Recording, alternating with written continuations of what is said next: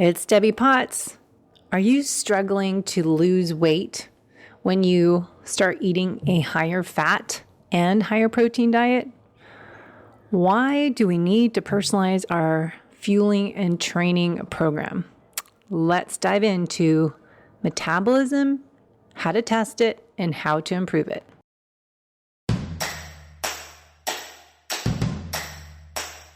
Welcome to the Low Carb Athlete Podcast, where we focus on discussing topics to help you burn fat, optimize health, and improve performance in life and sports. Transform the whole you from the inside out with the holistic method. Let's dive in. Now, here's your host, Debbie Potts.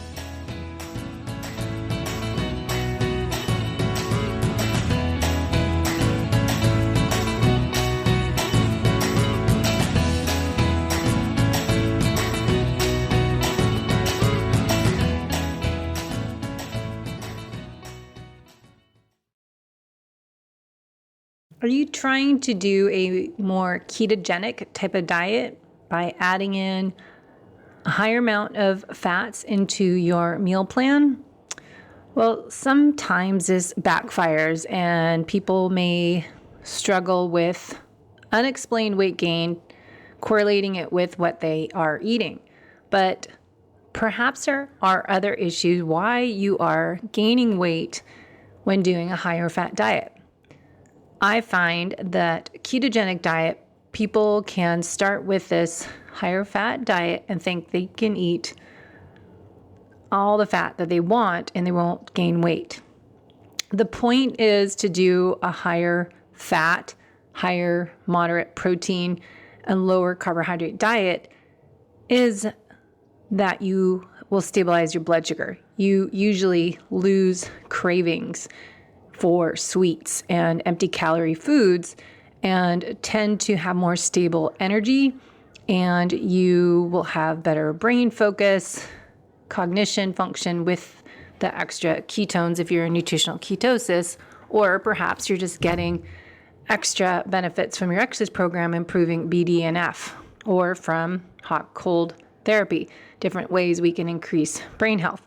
Now, I find ketogenic diet is not as popular as it was because people abused the idea of high fat, thinking the word more dirty keto versus eat real food, nutrient dense, that balances your blood sugar, and strategic carb timing of real food, not empty calorie junk food, to improve performance in higher intensity workouts. Now, if you are eating a higher fat diet, one, where are those fats coming from? What is your genetic tendency to tolerate more saturated fats? Some people are not able to. If you look at your genetic report, as I do on the DNA company, I can pull up my report on my dietary fats profile and look and see which fats may be better for me. More Mediterranean diet versus some people can't tolerate as much saturated fats. Having good quality fats, saturated fats are butter, ghee, cheese, but sometimes you can do too much. No more than 20% of your daily intake should be fat, some people say. But I think this is where we go to individuality. If I'm having lots of olive oil, avocados, I try to limit nuts and seeds because I overeat them, but they're not so good for some people. Also looking at the association between high saturated fats diet and weight gain on your genetic type with APOA2 genotype. And my outcome is a moderate association between high saturated fats diet and weight gain. You can also look at the other marker, the TCF7L2. This is showing influences on my insulin sensitivity and risk of insulin resistance on a high saturated fats diet. This shows me my increased association between high saturated fats diet and risk of developing elevated blood sugars. Another marker on here is the FTO marker. I have a moderate FTO profile associated with moderate risk of poor satiety, overeating, and developing obesity. So this influences how likely I am to feel full, how likely I am to overeat in my meals. So then my DNA company report will tell me moderate consumption of saturated fats from animal meat and dairy, prioritize polyunsaturated fats from plants, omega-3 fatty acids, marine sources I find better than the plants. I try to avoid too much plant toxins, reading more things today. I always go back to the 4-day rotation diet. Don't have anything every day, even foods like tuna and high mercury food. So marine sources of omega-3 fatty acids, algae, wild fatty fish as anchovies, mackerel, sardines, salmon, and cod. Also very popular as called the SMASH diet. SMASH for the S, sardines. And you've got SM is a mackerel, anchovies for the A, S for salmon, and H, well, what would the H be? I don't know. What else is left? Cod is on here, but little tiny fish. And then getting your omega-3s from avocado, flaxseed oil, walnuts, flax seeds, chia seeds, hemp seeds, seaweed. That is different per person. So we want to get high protein and looking at healthy, higher fats. Carbs are not evil if you earn them, if you have good muscle health and you are doing more anaerobic workouts. And women, we're more metabolic flexible, that we can maybe add in some carbs around the workout to improve performance. So going back to those that are gaining weight when they eat a higher fat diet, I look at more the bigger question of why in everything I do. I'm more of a health investigator.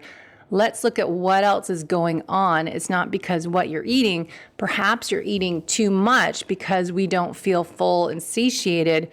We're overeating fat. Like I was doing apple slices, because I'm not true carnivore, but I'll do apple slices with some almond butter or sunflower butter. But I'd have a little ramekin dish with nut butter and dip my apples in there and some sea salt. And I realized, okay, that could be, a lot of calories I don't necessarily need. So we need to look at your metabolism, which we'll get to in the main part here. What is your resting metabolic rate? How many calories do you need a day? And let's figure out your macros, starting with protein, because we know we need protein to improve the aging process and muscle health. And longevity markers, we want to look at our metabolic health. So eating higher fat diet might not work for you genetically, but also you may be eating too many calories, and we may be sacrificing eating a higher fat diet and not hitting our protein goals. As I know some keto coaching companies, they were doing their keto calculator is very high fat ketogenic diet. But the problem, I think what happened is why keto isn't as popular now, more keto carnivores more in, because we did not address the need for required amount of amino acids each day by getting in our protein. And ideally animal-based, it's super hard and challenging to get enough quality essential amino acids to help the muscle protein synthesis with a vegetarian vegan diet. You have to be very creative if you're vegan. Vegetarian, you can get it in, but sometimes I was just looking at someone's chart on 30 grams of protein, 2 cups of black beans. Who's going to eat that much? You're going to get way too many calories in trying to get the right protein macros and to get those essential amino acids with that leucine threshold of 2.7 to 3 grams per dose of your protein of 30 to 50 grams. So it's complicated, but to get that protein goal, to feel full and satiated, you might want to switch your macros. If you, going back to the original question someone had for me, I'm gaining weight, eating higher fat protein. You may be getting too many calories in. You may not prioritizing getting enough protein in. And also you may be looking at not dropping your carbohydrates, especially if you are a vegetarian. As I just said, you're going to get too many carbohydrates in.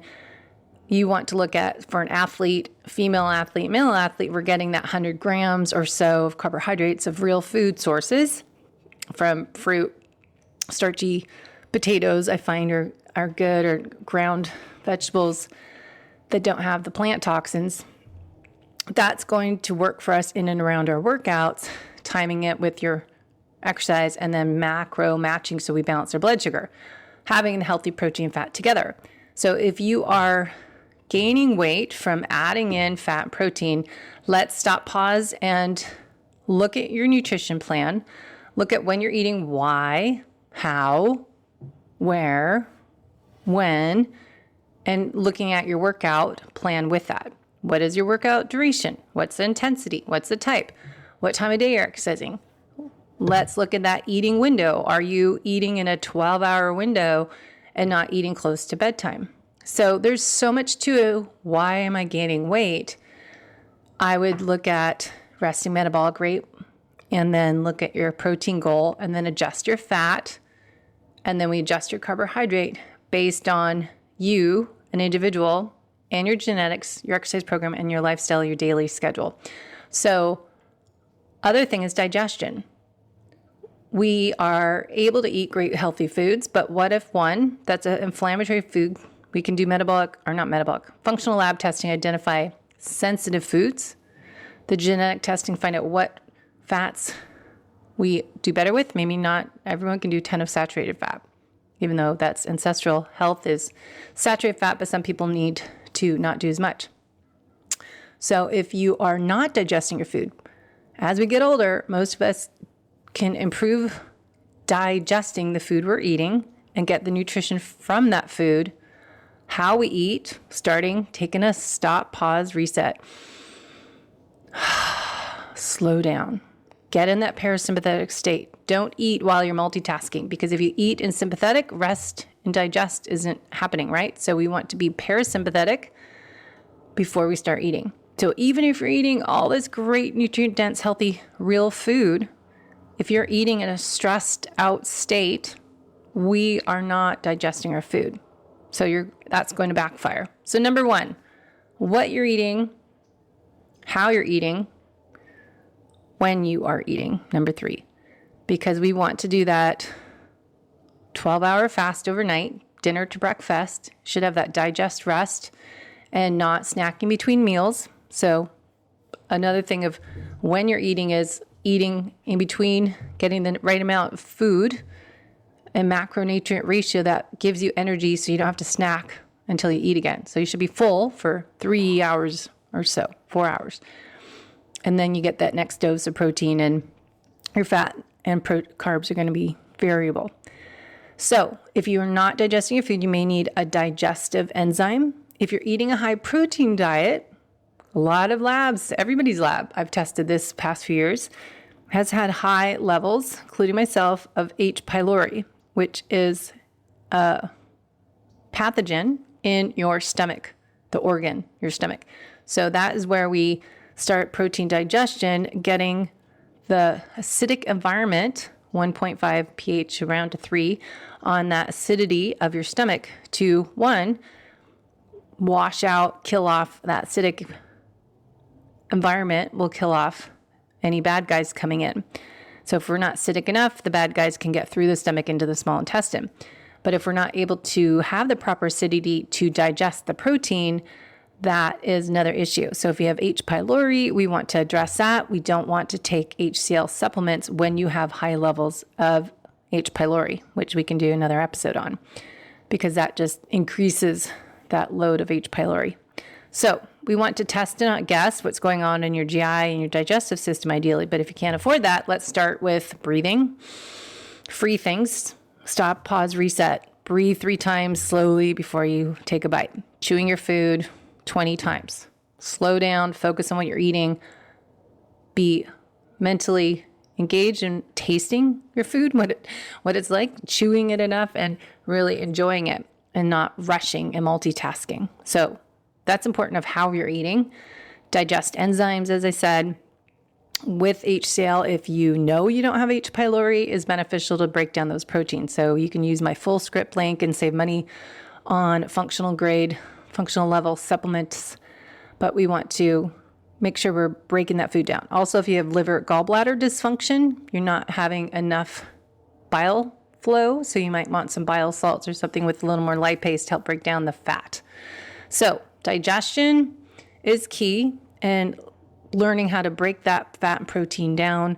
And then if you're getting too many calories. So let's go into metabolism and what it is, how we test it, and how you can improve it. So as we age, we hear, you might feel that our metabolism slows down. Why is that? So I looked it up. There's many factors that impact your metabolism.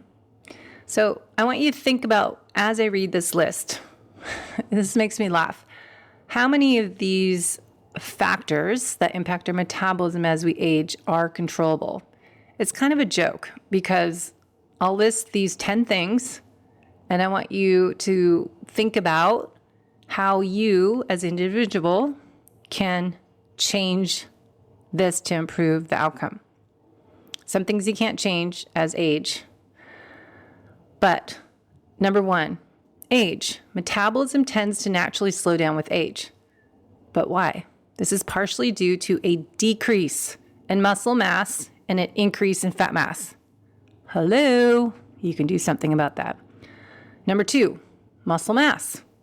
Muscle tissue burns more calories at rest than fat tissue. Therefore, a decrease in muscle mass can occur with age, or due to inactivity can lead to a reduction in metabolism. Hello, what can you do about that? I wonder.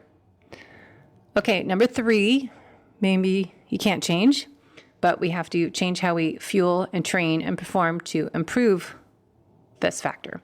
Gender. Generally, men tend to have a higher metabolism than women because they often have higher percentage of muscle mass. So ladies, what do we need to do? Increase our muscle mass. How do you increase muscle mass? Well, if you've been listening to my weekly solo podcast episodes, you should know, and we'll talk about a little bit later. You can read this blog that I'm sharing here, debbiepotts.net, how to improve your resting metabolism. All right, number four, hormones. Hormonal changes, such those that occur during menopause, can affect metabolism. Conditions such as hypothyroidism, is an underactive thyroid, can also slow metabolism.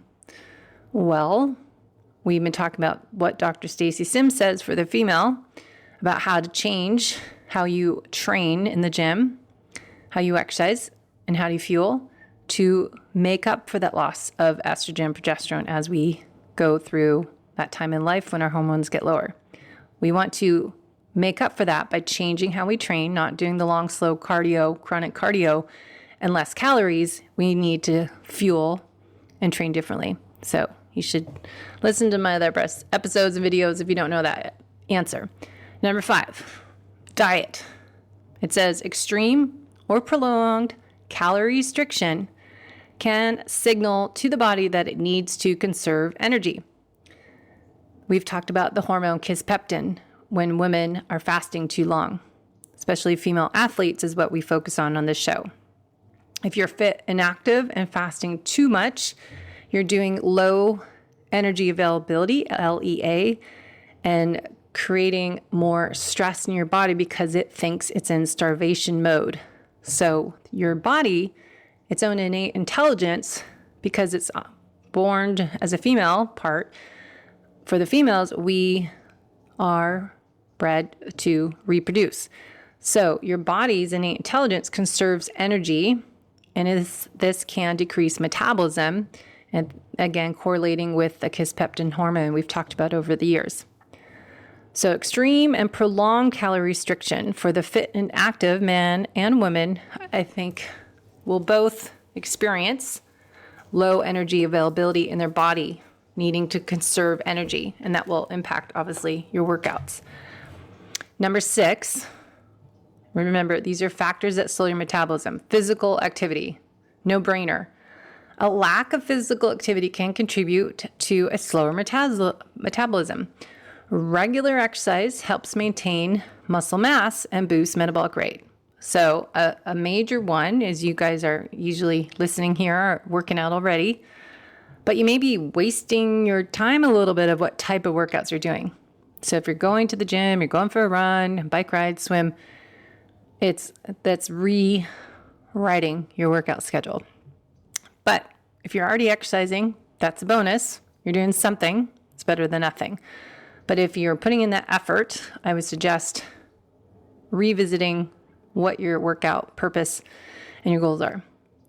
So, side note, genetics, number 7. I just talked about my genetic report. I like to use the DNA company. You get to save, I think it's 20% usually people give, with my code, low carb athlete.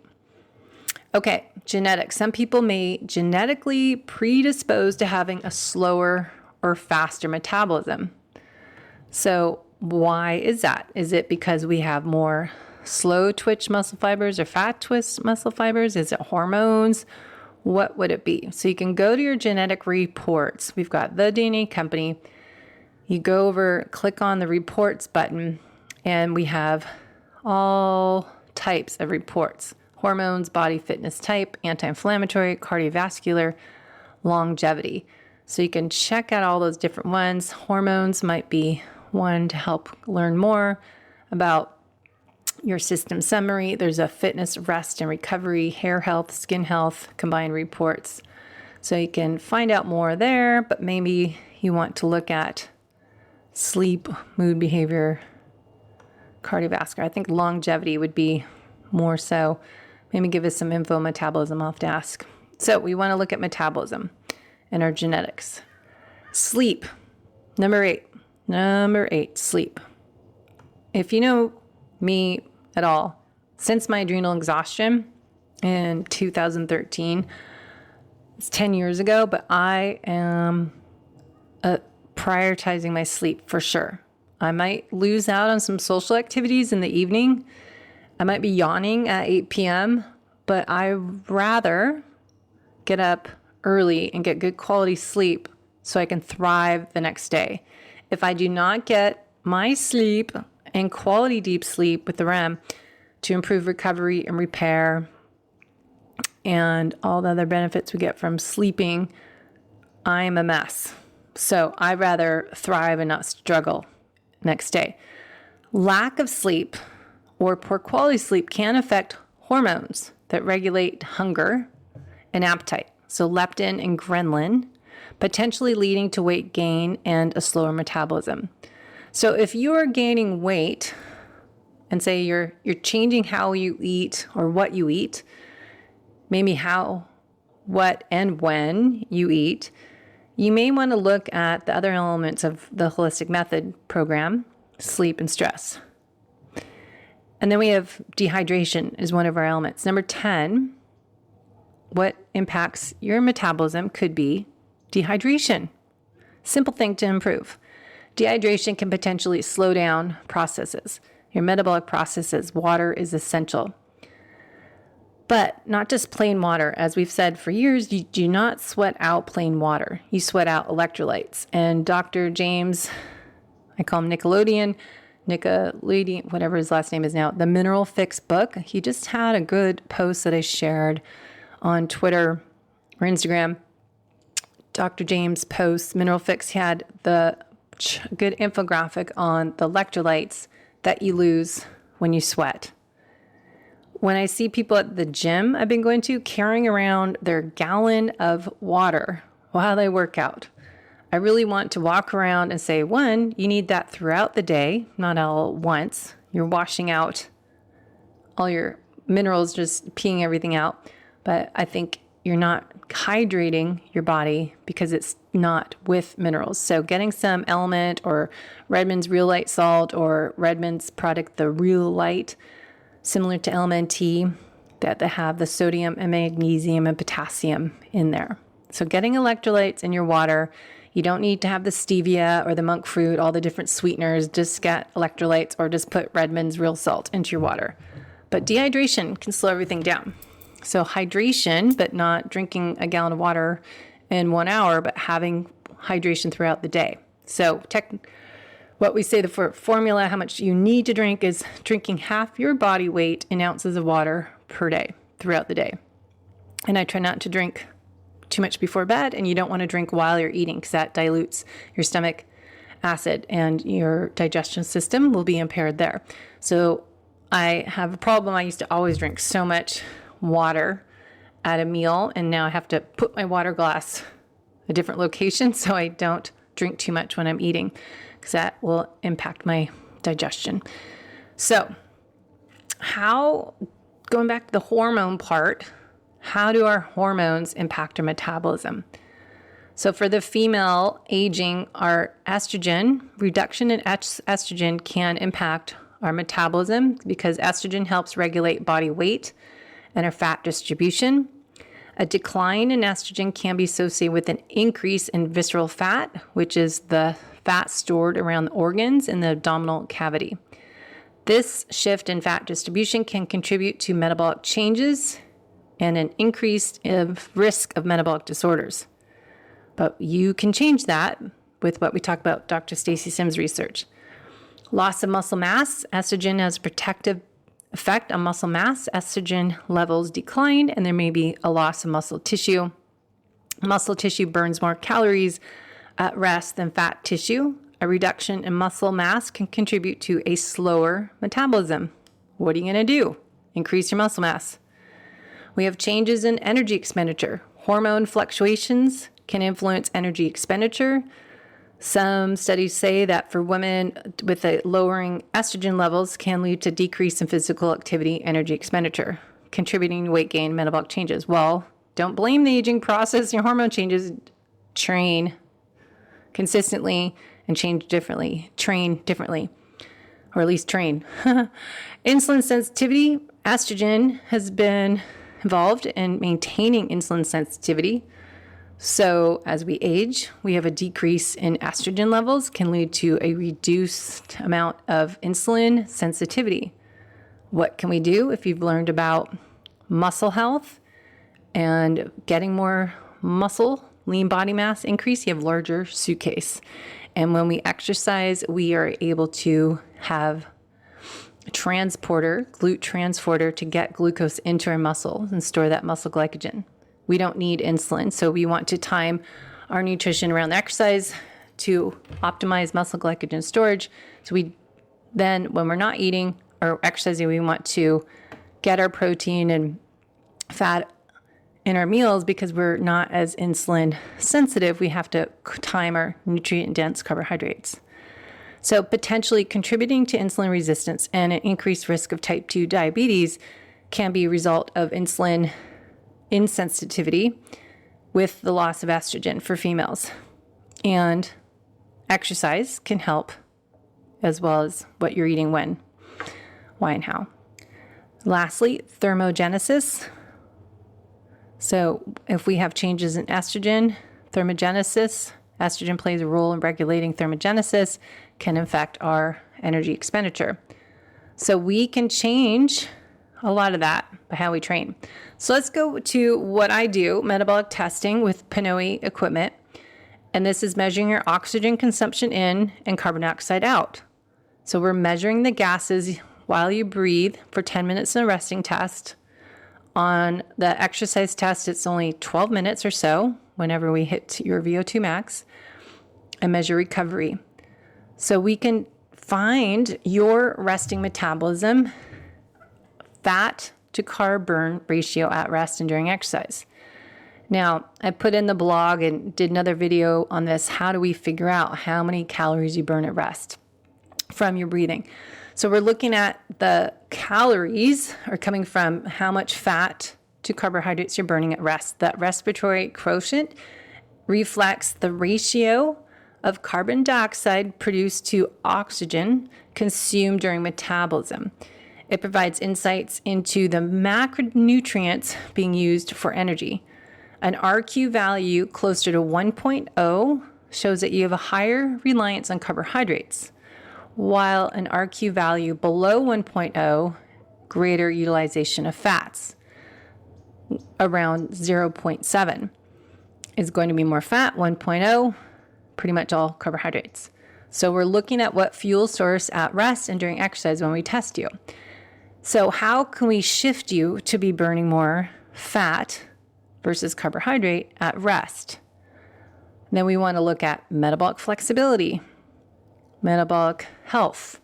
Look at your markers through a blood chemistry test. We want to look at what you're eating.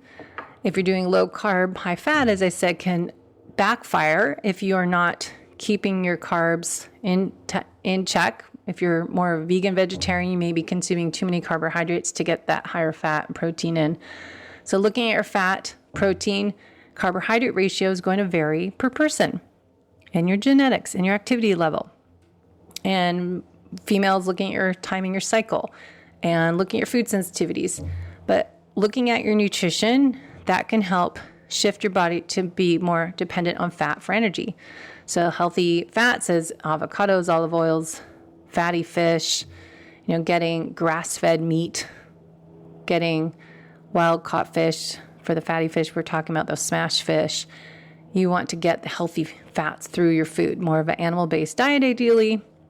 People, again, it's like a ketogenic diet is low carb, higher fat, but the shift right now, people are not getting enough protein. So getting your fat and protein and carbs in is going to vary per you. Now, side note, we've been talking a lot about carbohydrates, timing them. And there's a big, huge trend for everyone going from paleo to keto to carnivore to now carnivore with berries and getting your carbs in.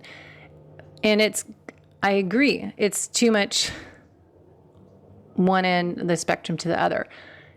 It still needs to depend on the person. And we can't give this one size fits all approach on podcasts and social media and YouTube that everyone's different. If you're metabolically unhealthy, you're probably not able to tolerate a lot of fruit and honey.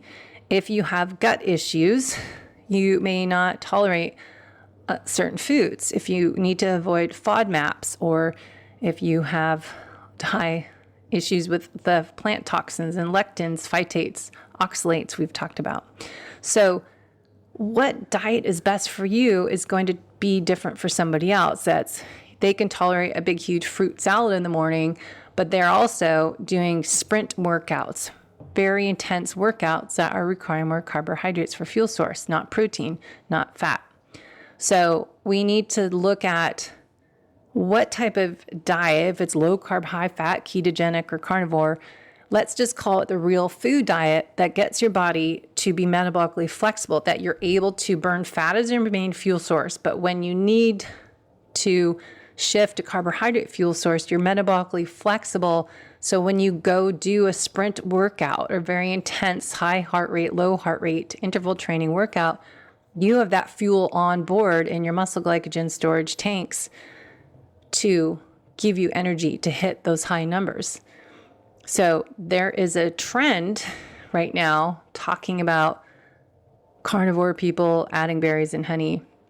And like me, I eat what I feel like I need to eat. And I can't do a lot of fruit. I have to add it with fat. And I'm not strict carnivore or strict keto or whatever diet name you want to talk about. I eat real food, unprocessed. And if I want to have some tortilla chips on the weekend and have a cheat, it's going to be because I'm working out more and I have the gluten-free, grain-free chips as the siete chips or from Sprouts that I can't do wheat and I can't do gluten.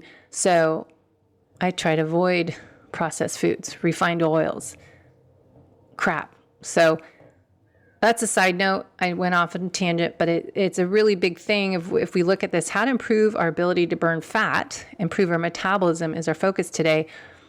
It is looking at the nutrition plan for you that you're able to improve your fat burning at rest, but we are improving being fat adapted, but also metabolic flexibility.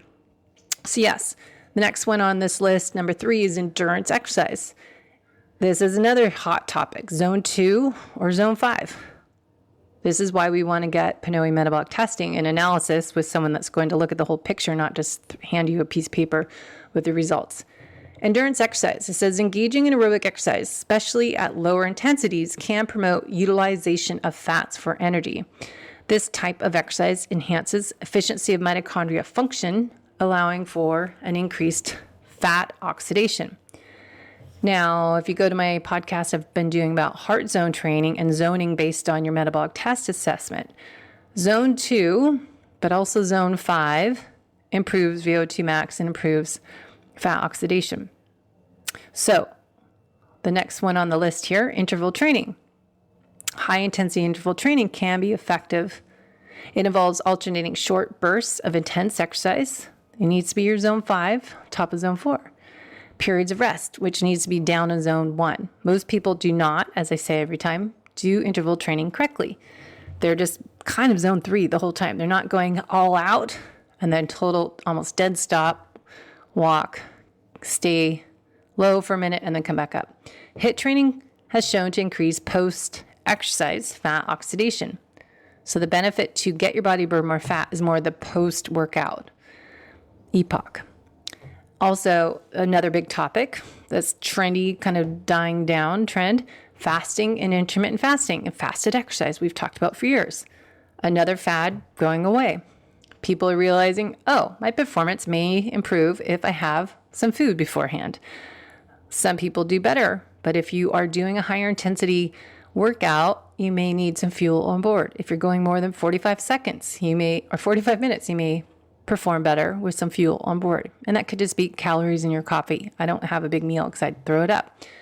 Anyways, intermittent fasting may encourage the body's shift towards fat utilization, especially during fasted periods when glycogen stores are depleted. So that's the whole thing when we got into fasted exercise. But then we're starting to have some other issues: low energy availability, not getting enough calories, not getting our protein in, having low thyroid, slowing our metabolism down, because the research out there, the benefits of fasting were not for the fit and active individual and the fit, active female athlete. So we need to experiment with that and time your fasting and why you're fasting even with your exercise. When you're doing no exercise that day, and timing it with your menstrual cycle and looking at your performance. Okay, adequate sleep. We want to look at how is your sleep again. We talked about this before, but sleep, metabolic processes, and hormonal balance can affect fat usage. So getting enough sleep, but quality sleep, and then hydration. So I think it's important to look at how should I eat? I'm not losing weight. What's going on? What should I do differently? Why am I gaining weight? Why is this nutrition plan not working? So we want to individualize this information, but I think testing, figure out what is your metabolism doing now? What is it at rest? Because when I test people, I'm able to see that your metabolism, what it is, but then we compare it against your age, gender, height, and weight. So we want to look at what do you need to change based on the results. Are you metabolically flexible? Are you able to use fat for fuel at rest, and then you're able to use carbohydrates? A metabolically flexible individual should be able to have that metabolic flexibility is a metabolic switch. Dr. Mindy calls it metabolic switching. So I think it is important to look at, are you burning fat, but are you able to burn carbs, glucose, and then be able to switch back? So it's a flexibility is a measurement of overall health. How is this improving metabolism? Well, it's something we want to look at. Yes, I want to higher metabolism, but how am I going to get that to improve? How am I going to increase my metabolism? So we want to look at resting metabolic rate with PNOE, for example. Look at your metabolic health, looking at your A1C, your insulin, looking at these key markers that doctors are not getting. When you see your doctor for annual test, everyone's normal. It's very rare that someone comes back when their doctor says you have problems. So we want to look at being optimal and not normal. So getting your full thyroid panel, getting your inflammatory markers, really working on what does your body need, okay? And what do women need is different than men. So females versus males is an important area to research. What was that research study conducted on, or what the population was done on, what age, what gender? Because our hormones are different, our fuel uses during exercise is different. men and women, and our response to fasting or fed workouts are going to be different. Insulin sensitivity, postprandial metabolism, that is different between men and women, that the way we use fuel. So we want to look at each other as individuals, then men and women are going to be different. So our recommendations shouldn't necessarily always be the same. We might have some nuances between the two genders. So insulin sensitivity will change and more. So we want to look at thyroid. I want to add in that is an important area to get tested of why your metabolism is slowing down, because thyroid health is a good area to look at to make sure we are in normal ranges. Doesn't really help us. We want to look at functional, optimal ranges and look at what patterns of thyroid, low thyroid you have. So I did an interview with Dr. Amy, the thyroid fixer. We've done 2 interviews with her, and we've done 2 interviews with on thyroid health too, with other experts. So I want you to go look at those podcasts and look at your thyroid panel, which you probably don't get from your doctor, so you have to order separately. But your thyroid panel should not just be TSH, thyroid stimulating hormone. When you get your blood test, I want you to ask your doctor, or go get this on Own Your Own Labs or Ulta Labs. TSH, total T4, free T4, total T3. Remember, T4 is inactive, T3 is active. So we want to look at that free T3. T3 uptake is good to get. Reverse T3, we really want to look if you're stressed. And then you want the antibodies, TPO antibody and TPG. Then we look at the ratios. And we want to look at the patterns of what type of thyroid issue you might have, if it's low or high. Because I went to my doctor, and my clients say this all the time, and they're normal. Their ranges are normal, but they're not looking at the full picture. So we want to treat the client, treat the individual, not treat the lab results, and look at the whole picture. And then we want to look at other factors that may be slowing metabolism down. Of course, exercise is number one. We're going to look at eating your protein is your nutrition part, but your exercise, we want to look at, are you doing too much cardio and not focusing on strength training? Heavy weights, 3 to 6 repetitions, working on muscle health, working on plyometrics, and really working on the sprint interval training for women, doing more of that 10 to 30 seconds all out, and then recovery. And your HIIT training is 30 to 90 seconds with recovery. If you are doing strength training for your first time, you want to build structure. So we want structural benefits before function. You want to do hypertrophy workout before you start doing the strength. So you want to build strength on increased muscle mass, work on perfecting the movements with lighter loads before moving to heavier loads. And we want to do that to avoid risk of injury with starting to just go heavy. So when we say lift heavy weights, 1 to 6 repetitions, that is for the experienced person. And then we also want to, of course, get our protein in throughout the day, and especially post-workout for women, and hitting that 30, 50 gram protein per meal, and then getting those amino acids, which we'll talk about next upcoming episodes. So strength before power. So you want to learn how to use your strength functionally. We want to increase neuromuscular signaling, and this will help improve our functional muscle recruitment. And we want to look at each individual's metabolism on the test. If you have a slow metabolism versus fast metabolism, going back to looking at your full thyroid panel, looking at your test results, if your slow metabolic rate, your resting metabolic rate is slower, we want to look at more hypertrophy workout. We want to do more strength training. If your goal is to have muscle mass gain or muscle strength, we want to get to hypertrophy or strength. if we see that we're doing your exercise test and you can't get your heart rate up doing a bike test, for example, you might need more strength workout because your bike watts will go up. And if you can't get your heart rate to max, it might be more of a strength deficit. So we want to look at individuals. We want to personalize that fueling and training program and your lifestyle habits.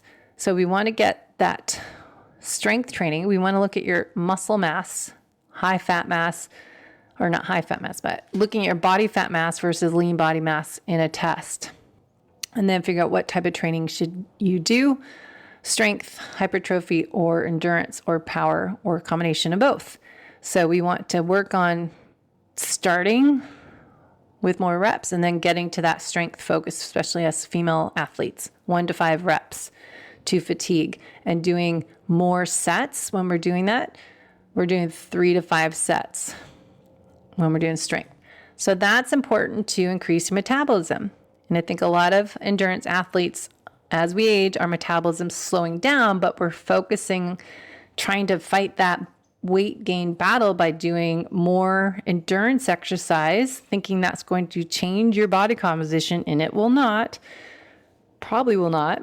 Never say never, but it probably will not change your body composition. So if you are struggling with weight gain, the solution is to look and investigate at all these different factors that change as we age, and then create a plan, strategy, how to overcome those changes in our hormones or the loss of muscle mass. It's not doing more cardio exercise, eating less. It's changing what your meals are, when you're eating, how.